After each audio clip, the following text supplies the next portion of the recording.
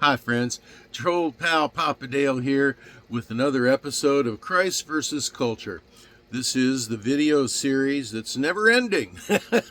This is one of literally hundreds of videos that are being made analyzing the difference between the teachings of Christ and the teachings and influences of culture. Today's episode is titled Satan Worship is Here. The scripture that this entire series is based on is 1 John 2:15, which says, "Love not the world, neither the things that are in the world. If any man loves the world, the love of the Father is not in him," which means that it's important to love Jesus Christ more highly, to prioritize him more highly than anything else in life. The purpose for creating this YouTube series is to provide a body of educational content for Christians today, and also to leave a legacy of content for people who will be left behind after the rapture. Rapture's coming soon, I believe, a few more months. Today is the middle of March, 2024. Is the date that I'm recording this on, and I believe the rapture is going to be coming in just a very few short months. And in which case there'll be a lot of people left behind and wondering about, well, gosh, maybe we should look into this Bible stuff. And this body of videos will be helpful to them to that purpose, I hope. Who am I? I'm Papa Dale, and I'm a retired pastor, teacher, theologian, evangelist, chaplain. Done a lot of things in over 50 years of service to the Lord Jesus Christ. Even been a businessman during all of that time to support myself. And it's important that you should know something about anyone who says they're going to teach you about the Bible, because the Bible itself says that in the end times false teachers will arise. So I made a video, Papa Dale intro, video number 0, on all of the Bible playlists. It is available. It tells you a little bit about my educational background, schools that I went to, service to churches that I've given, and so forth, family history. But the most important way that you tell if a person is a false teacher or not is to compare what they're teaching with what the scripture says. If it's from God, it's got to be congruent and consistent with what the Word of God says. So, here we go. Christ versus culture. The topic is Satan worship is here. And you know what? I could have included information about artificial intelligence and robotics and those kinds of things. Those are definitely a huge part of how Satan will become in control of the world even more than he is now, through the rule of the Antichrist and the New World Order and situations and people like that. But I did not. I got down to a more philosophical basis in this article. So here we go. Humans have become desensitized by culture to eradicate the worship of God and to normalize the worship of evil. I just saw photos today of displays in the department store Target of clothing being modeled by mannequins that were in the figure of Baphomet, the bull, the satanic image with the horns, you know, the red devil horns that has the head of a bull, right? And it's just everywhere. It is just rising up and becoming rampant. What we see is a subtle, and I think some say not so subtle, move to satanic worship. Really. This is why the priority is to destroy the image of God in humankind.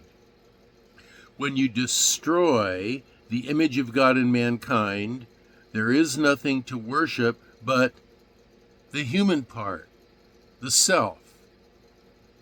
It will be much easier to convert worships to serve a master that deifies humanity.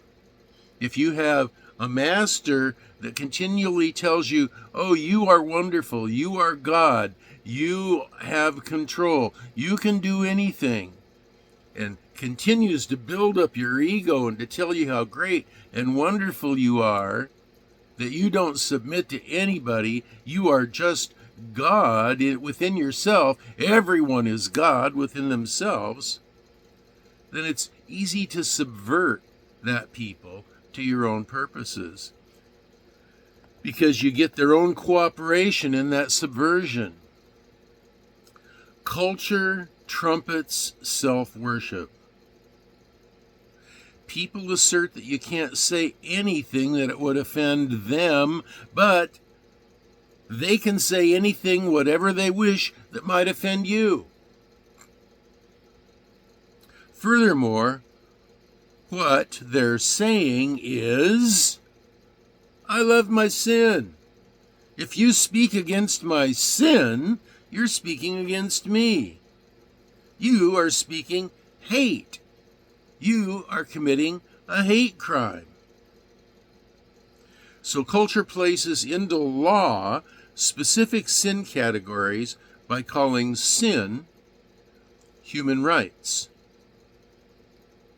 So if you speak out against pedophilia, against transgenderism, against homosexual behavior, they say you are engaged in a hate crime because I am my sin, essentially what they're saying.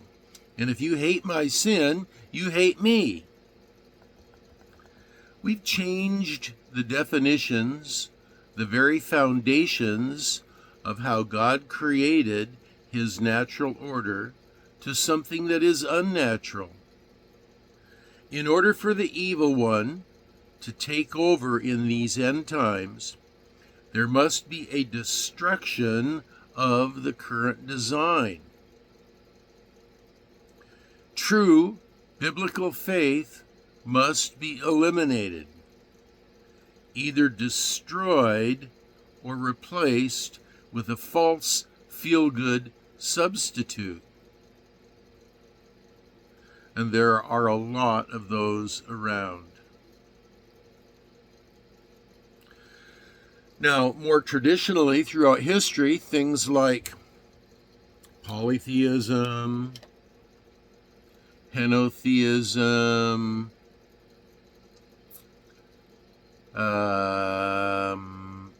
paganism, universalism, Gnosticism,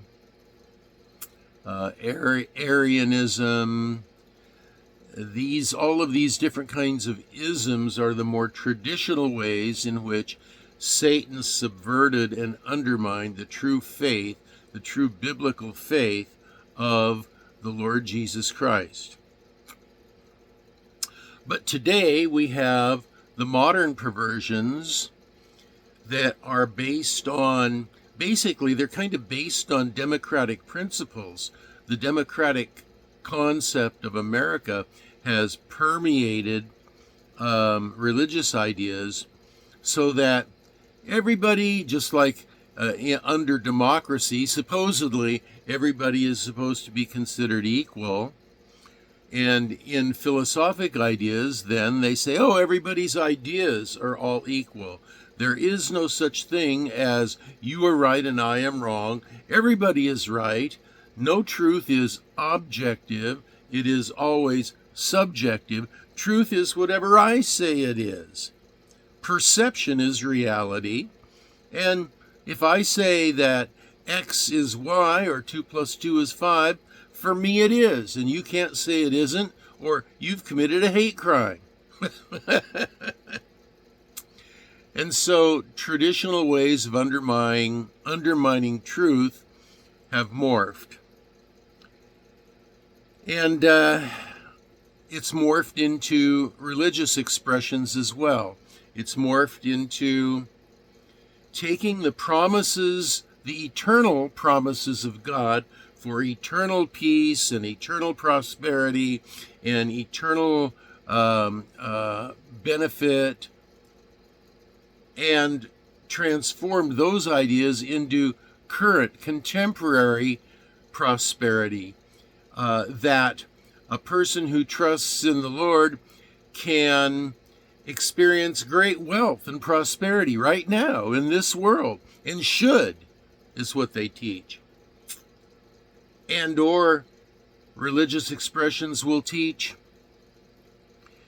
if you are born again, if you are saved, then you have the Holy Spirit living in you, and Jesus said, the works that I do, greater works than you shall do, then we should be healing the sick and raising the dead and having control over nature and casting out demons all the time. And that whatever we want in life, we can just speak into existence. Name it and claim it, they say. These are true perversions of true biblical understanding. We call them prosperity gospel, the first one, and the word of faith gospel, the second one. They are both extreme perversions of the true gospel. Prosperity is your destiny, not necessarily in this life. The ability to speak reality into existence is your destiny, but only as you are submitted to Yahweh and you follow the leading of the Holy Spirit. The Lord has blessed me by using me to perform a variety of miracles in my life, but these miracles were performed not out of my own will at the time, but these miracles were performed because I was in close attachment and association with the Holy Spirit and totally submitted to Him at the time, and the Holy Spirit spoke those miracles into reality through me, using my voice. It's not that I can do it, it's that by being totally submitted and closely associated and closely immersed and baptized in the Holy Spirit is capable of performing wondrous things through a believer. So, perversions of those kinds of things are satanic perversions. And what they do is they elevate humanity to the level of being God. Now, there's going to come a time in eternity future when we will become, in reality, joint heirs of Christ to all that God possesses. But that's not the case right now exactly. In theology, it's called inaugurated theology. It's called already, but not yet. It's the difference between status and state. God counts us as righteous, but we're not really actually righteous yet. So we are supposed to begin to behave and act morally righteous, but our righteousness still belongs to Christ, and we only have righteousness as we are deeply immersed in Him and embedded in Christ, and the Holy Spirit has freedom of expression through us. So, those are a whole lot of comments that are related to Satan worship is here. Satan worship is basically the worship of secular humanism that elevates humanity above, to the level of God or above God, that often will replace God or attempts to replace God with man. I even read this week somewhere someone is teaching that God worships us. What? He's the creator, for crying out loud. He spoke everything into existence. Yeah, well, it's a lot of perverted ideas around there. Just be careful.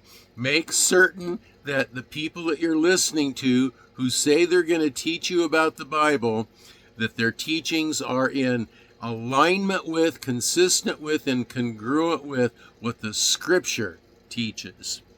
So now, those are really my final comments for this lesson. If you have comments, questions, or prayer requests, you can leave them in the comment section below. If you want to opine, teach, or get argumentative, then there's a link to my Facebook page. Go there and opine away if you'd like. And if you want to look at these Bible notes, although a lot of what I had to say isn't in the notes, but if you want to look at the notes, there's a link for those in the comments section down below as well. Now, I don't know when the rapture's coming for sure. I'm pretty certain it's going to be on a Feast of Trumpets at some time in the future. And I'm thinking right now that it's going to be on the very next one in 2024. Now, that's going to be in October. So I'm not prophesying it. That's just what I think.